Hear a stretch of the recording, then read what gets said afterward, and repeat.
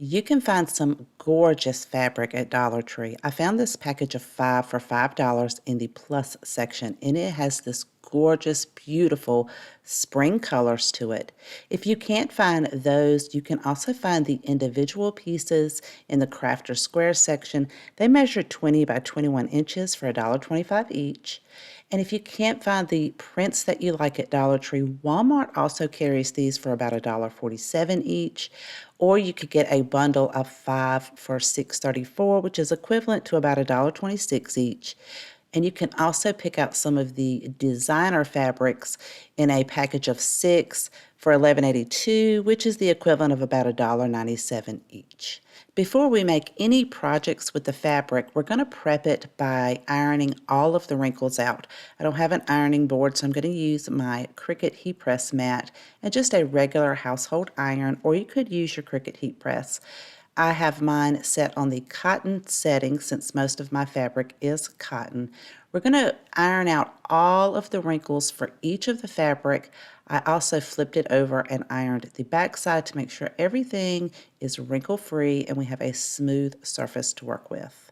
The first project, I am using one of Dollar Tree's clear glass plates, and I'm going to use some rubbing alcohol to remove any of that glue residue from the sticker as well as any fingerprints so everything is clean. Allow that to dry before you apply any of your Mod Podge.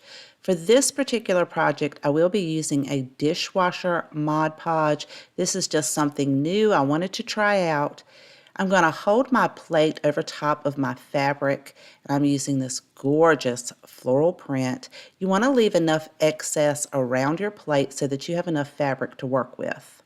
I have this lying on a piece of wax paper to protect my work surface, and we are applying the Mod Podge on the bottom of the plate, not the top. You do not want to get any Mod Podge on the top of the plate. Make sure you remove any of the clumps or excess. You don't want excessive amount of Mod Podge to pile up on your plate. Then place your fabric with the print side against the plate so you are pressing on the back side of the fabric here. Make sure you press so that everything will adhere to the plate itself.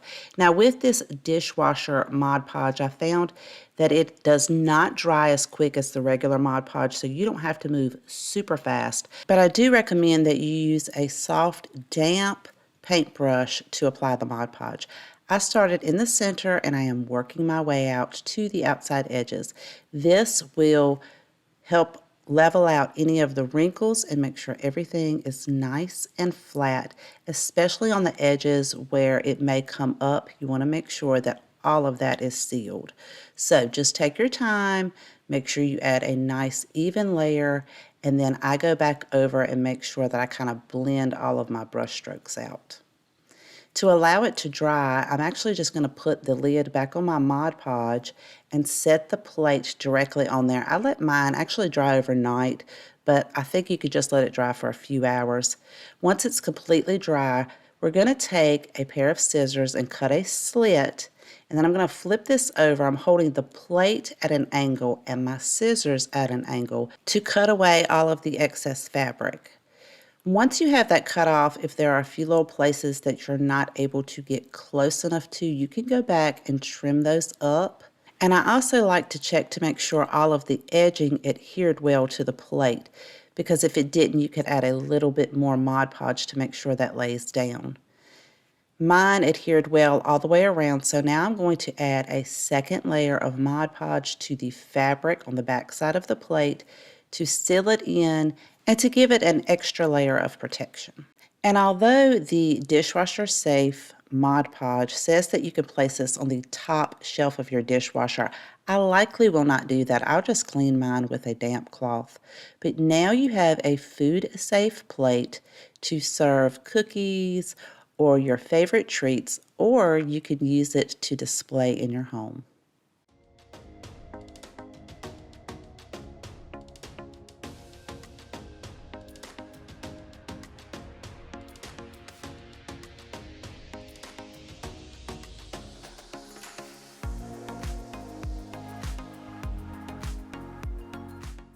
For our next project, I am going to be using this old book.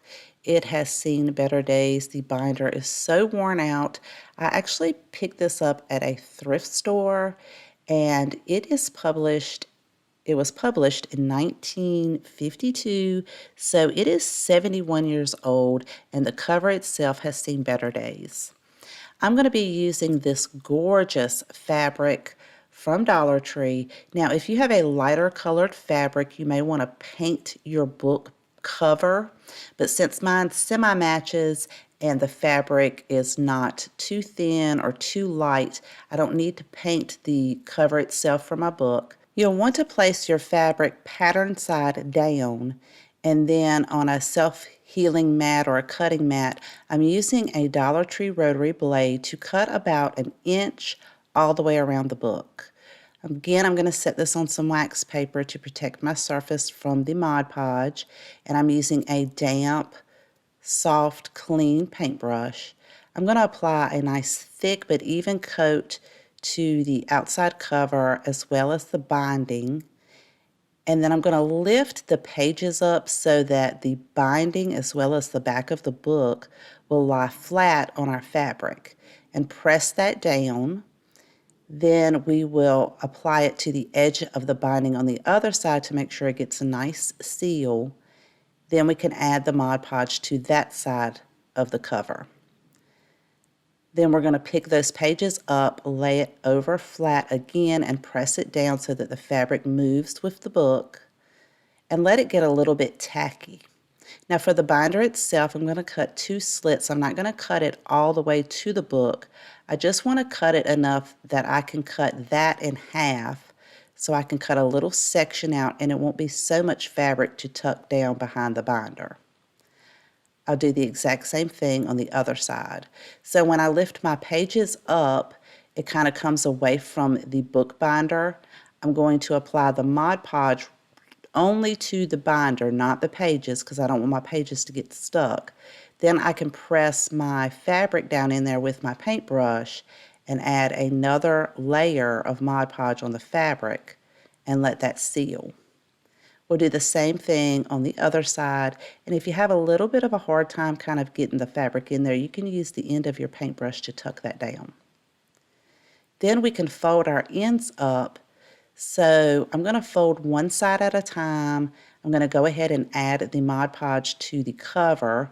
Again, I like to hold it up, the book itself, to make sure everything stays flat for the fabric and there's no wrinkles on the back side. Then I can press that down. We'll do the other side the same way, and then we'll get our end piece. So if you have a little bit of fabric that overhangs, that's showing like the back side of the fabric when you fold it over, you could just trim that off with your scissors and then add your layer of Mod Podge to the fabric and the book cover and fold that over.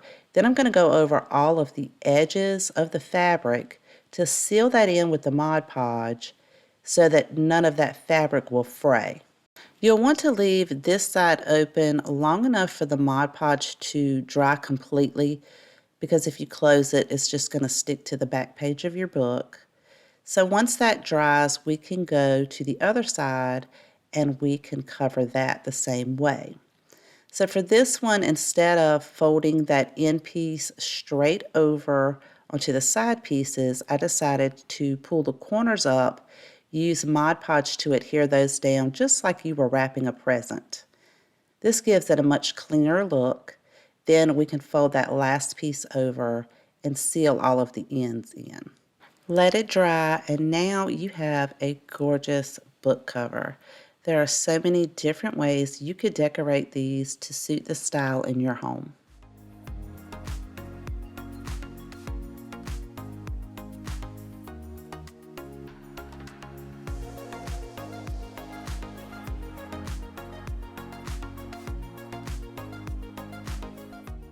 For this project, I am using an old set of drink coasters. They're pretty stained, but they have this nice cork backing to it. So if you don't have any old coasters lying around that you want to repurpose, you can get coasters at Dollar Tree, or they also have these signs that pop out and they're the same ceramic type feel. You could use those. Now, because mine are discolored and they have seen better days, I'm going to give the outside of each one of these a coat of white chalk paint. And then I'm going to paint the tops of them with 2 coats of white chalk paint because the fabric that I'm going to be using on these are a lighter color and I don't want the design of the coaster itself to peek through. So allow that to completely dry before we add our fabric. And I'm going to use some of that same gorgeous fabric that we used in our first project with these gorgeous flowers. I'm going to go ahead and place the coasters on there so that I'll be able to cut around them, and I want to leave enough excess for each one of the coasters. So you don't want to cut it too small, and it's okay if you have about a ½ inch on each side to play with. I'm going to attach this using some matte Mod Podge, but first I'm going to flip each one of my pieces of fabric down so that the pattern is facing my mat. Then I can add my layer of Mod Podge to each of the tops of the coasters. You want to put, again, a thick amount, but not an excessive amount. So I just like to make sure that I have enough on there, especially the edging where it can come up. And then I go over and get all my brush strokes even so there's no clumps or lumps underneath the fabric.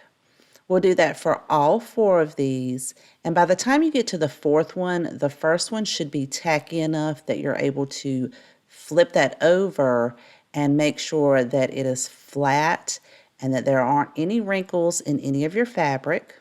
And I just like to press the backing, then I can flip that over, press the fabric itself, really go over it and make sure everything has adhered and that I don't need to add any extra Mod Podge underneath.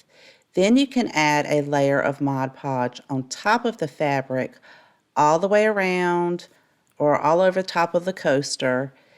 And we'll do that for all 4. You let it set and let it dry, and the fabric will harden up enough that it will make it a lot easier for you to trim all of that excess fabric off. I'm going to trim mine with a pair of scissors, but you could also use a box blade or an X-Acto knife. Whatever you feel comfortable with that will get you the closest cut to the coaster. So I found that just by holding the scissors at an angle as well as the coaster at an angle, it gets me a really close, clean cut.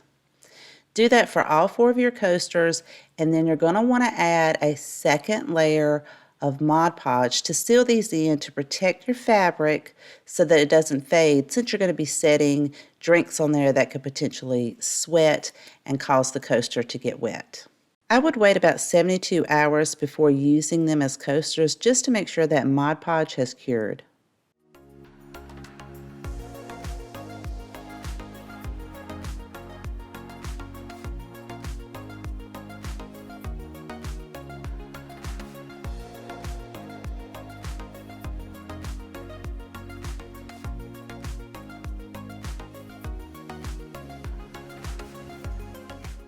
For this project, we're using one of Dollar Tree's tags.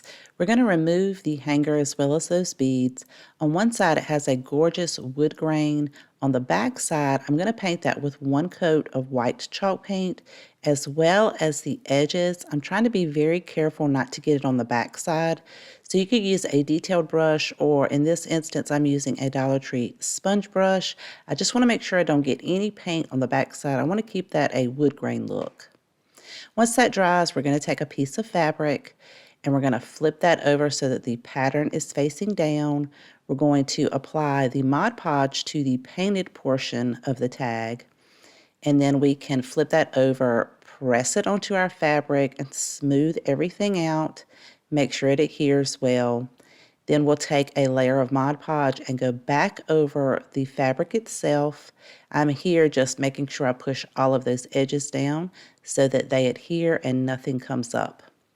Once that dries, you can then flip it over and take a pair of scissors or an X-Acto knife and trim all of the excess fabric off.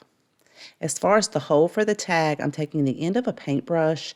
I'm going through the back side to create an indentation on the front, and then I could take the end of that paintbrush and just push through. You'll have a nice clean hole through the fabric for for your tag. Now you could reuse the beads that came with it, or you could paint them in the various colors of your fabric, but I have this garland I picked up at Dollar General, and I want to use some of the beads as well as the tassel off of this. I don't want to use the pink because there's not really any pink in the fabric, so I replace those with some white beads that I already had on hand.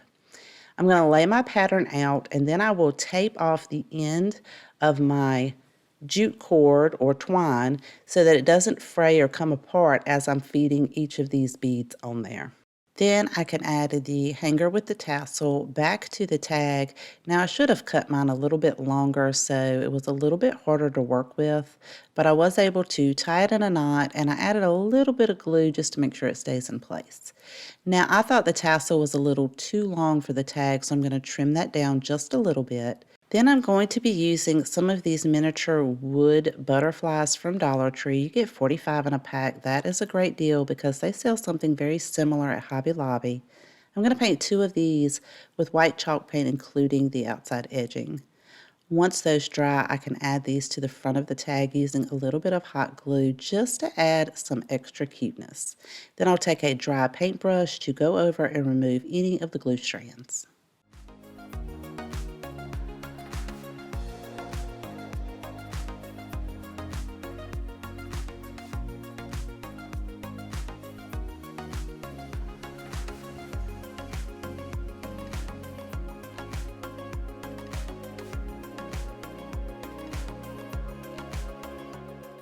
Grab one of Dollar Tree's glass trivets, flip this over, and then use something flat. I'm going to use my Cricut spatula to go underneath each of those little silicone feet.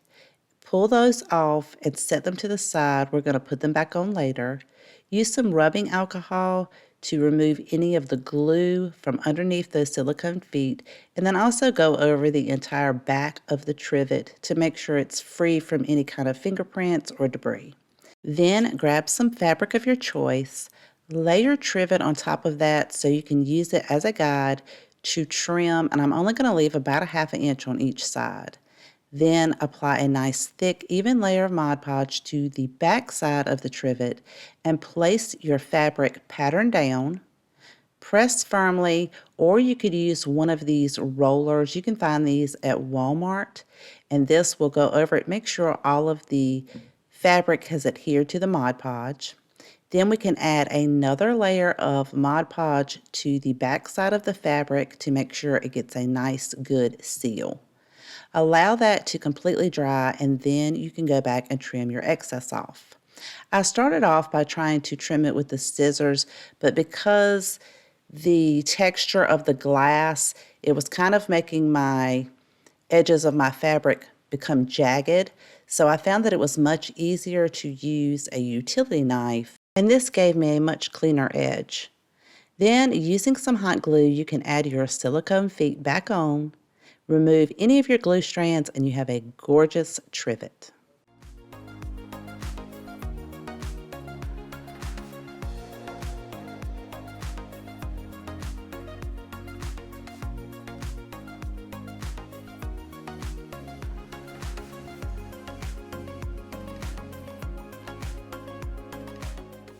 We're going to be using one of these fall signs from Dollar Tree. It looks like the back may come off fairly easy. I'm going to use my staple lifter to gently go down in small sections and kind of wiggle my way around to get that to pop off. But you could use anything with a flat edge to get in between those. Now I did have 4 tiny nails holding that in place, so I used some pliers to pull those out. If some of them break or if you can't get them out, just take a hammer and gently tap them back into the sign. Then use some sandpaper to remove any of the paper that's left over. I also took this opportunity to go around each of the letters since they were a little bit jagged, and I wanted it to have a nice smooth finish. I tried to remove as much paper from the back as I could, and what I couldn't get off, I tried to sand down smooth. I'm going to be using this gorgeous purple fabric, and I'm going to use my rotary blade to cut that out even with the back of the frame. Then applying some Mod Podge to the actual back, since that was nice and smooth and flat. That is what I'm going to attach my fabric to. I'm going to press that down and also use that rolling tool to make sure everything is adhered. For the front of the sign, I want the lettering to be white, so I'm going to use a paintbrush and carefully paint just the lettering. I'm also painting the inside of each of the letters as well as the outside so that everything is cohesive. This will take 2 coats to cover up that black paint. Once that dries, we can now attach our backing back to the front of our sign using some hot glue around all of the edges. Now, I don't like how the back looks, so I want to give it a cleaner look. I'm going to use some craft paper and a regular glue stick to go over the backing so that I can attach the craft paper. This is going to give it a nice, clean, finished look.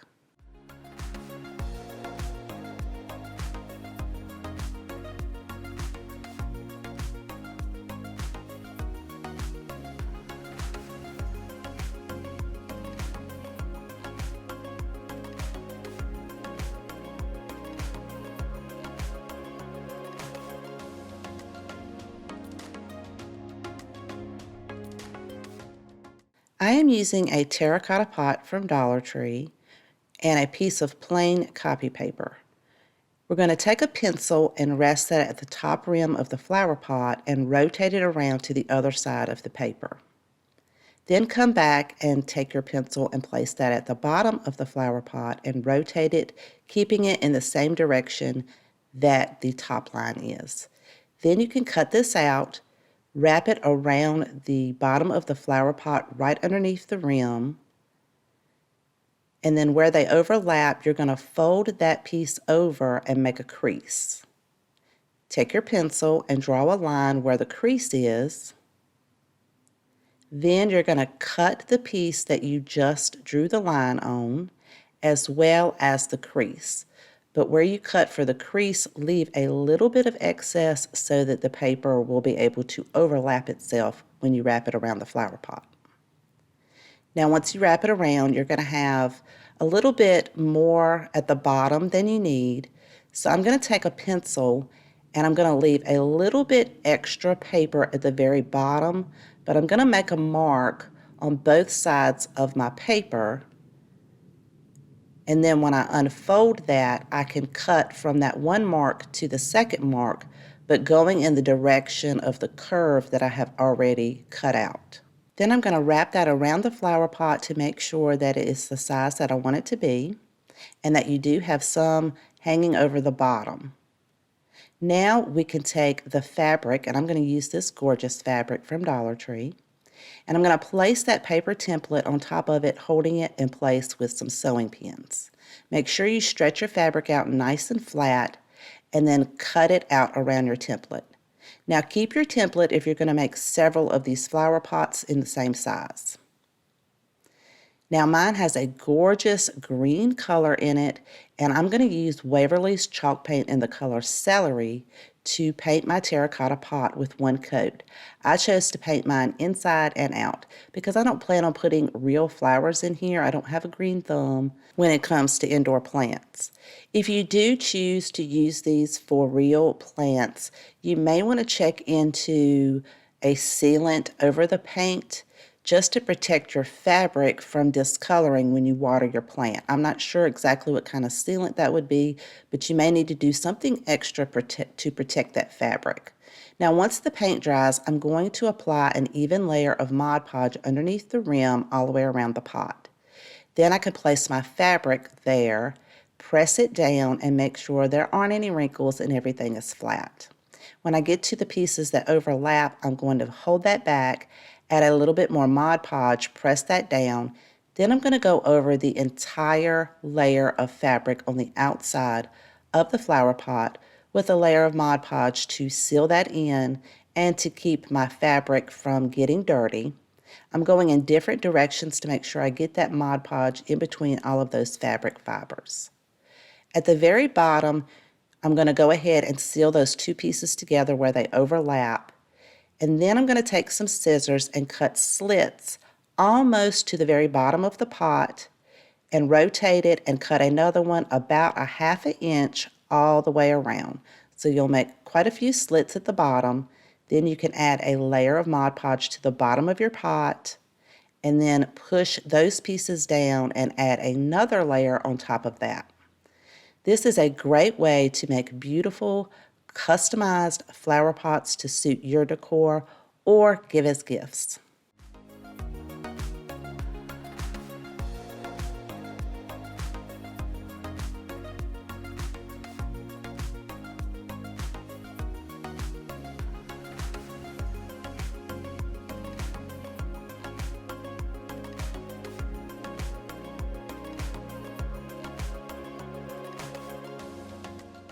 As we get older, sometimes we need a little bit of help to be able to see some of that fine print. And if you're like me, you just pick up some readers from the drugstore. They don't come with cases, so when you throw them in your purse, sometimes they can tend to get scratched up on the lenses. So we're going to make a case for them, and if you don't wear glasses, you can make a case for your sunglasses as well. First thing you want to do is see about how big you need to cut your fabric out by the size of your glasses. I'm going to use this gorgeous fabric from Dollar Tree. I'm using the rotary blade from Dollar Tree and a ruler, and I'm going to cut mine out 8 inches by 4 inches. You're going to need 2 pieces. I'm using some fabric glue, and I have a separate glue gun for that because I don't use a lot of fabric glue and you can't mix the two. So I just keep a small extra glue gun just for the fabric glue. Place your pieces of fabric with the patterns facing each other. Then we're going to lift up the edge. Take the hot glue and go right against the very edge of the fabric. Press that down, make sure you have some good adhesion. Let the glue set before you go to the next side. Then I'm going to do the end just like that first side. Then we'll do the very last side. You want to leave one end open. On the end that we're leaving open, we're going to put a bead of glue on the outside edge and fold that over. It's going to give us a pretty like hem. Let it set up, flip it over, do the exact same thing on the other side, just putting a little bit at the edge and folding it over, like maybe less than 1/4 of an inch. Now the next part is optional. I like to cut the corners off just so it has a little bit of a rounded edge when you turn it right side in, but you don't have to do that. Just make sure you're not cutting your fabric glue off and you still have those ends closed up. Check around it to make sure you don't have any gaps, and once all your glue is set, you can turn it right side out. Now you can leave it just like it is and use this as your eyeglass case, but if you put it in your purse, they may slide out because the end is open. So you can take some Velcro from Dollar Tree and cut a very small piece off, and they're pretty sticky, so you don't even need to add any extra glue, and place those on the inside at the end that's open. I just like to take the other piece and place it on top so I can make sure they're going to line up well. Make sure all your glue sticks to the inside of your fabric. And now you have a beautiful case to put your readers or your sunglasses in. And they're not going to fall out, and that's going to protect those lenses from getting scratched up.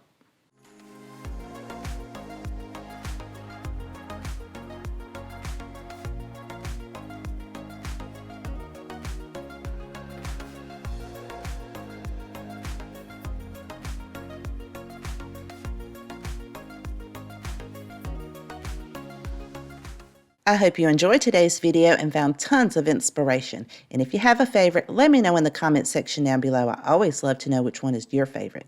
And if you haven't done so already, I'd love for you to click that subscribe button right below the video. Thank you so much for spending time with me today. Please take care, and I will see you guys next time.